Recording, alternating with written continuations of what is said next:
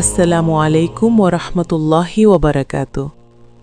তুমি কি কখনো মনে করেছ আমি চেষ্টা করছি কিন্তু কিছুই ঠিক হচ্ছে না, হালাল পথে আছি তবু রিজিক কেন কম?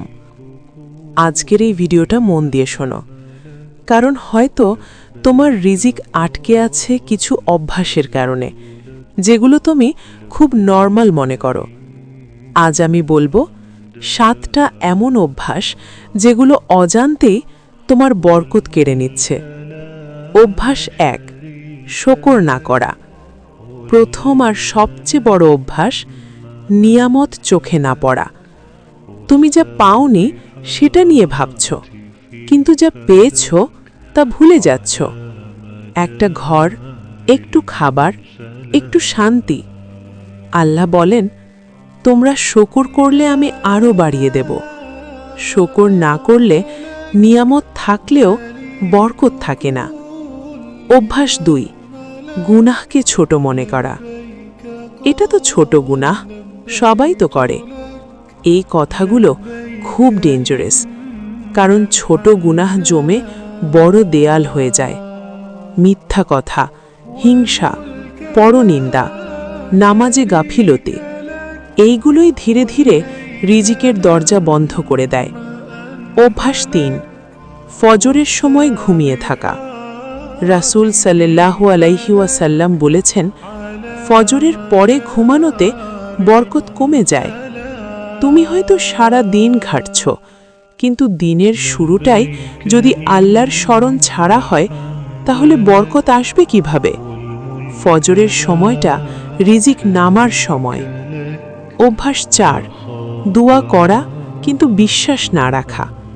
তুমি দোয়া করছো কিন্তু মনে মনে ভাবছ, হবে তো, আমার কপালে আছে। এটা দোয়া না, এটা সন্দেহ। আল্লাহ বলেন, আমি আমার বান্দার ধারণা অনুযায়ী তার সাথে থাকি। বিশ্বাস ছাড়া দোয়া খালি শব্দ হয়ে যায়।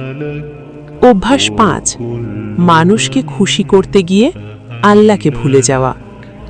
মানুষ কি বলবে এই ভয়ে তুমি হালাল ছাড়ছ, সত্য লোকাচ্ছ, নিজের অন্তর ভাঙছ।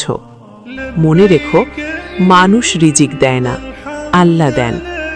মানুষকে প্রায়োরিটি দিলে রিজিকের বরকত কমে যায়।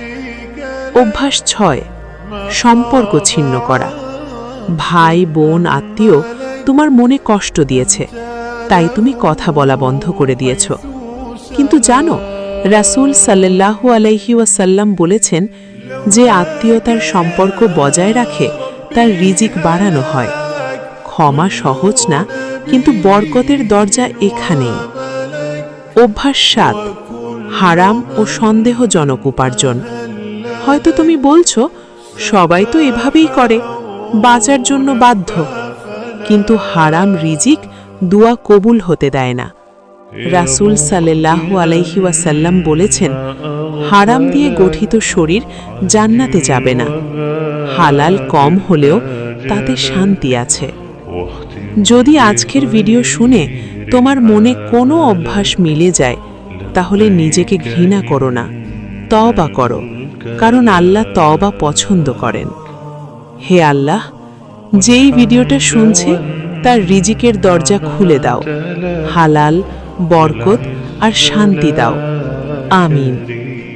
যদি এই ভিডিওটা উপকারে আসে, লাইক দিও আর কাউকে পাঠাও যার আজ এই কথাটা দরকার। আসসালামু আলাইকুম।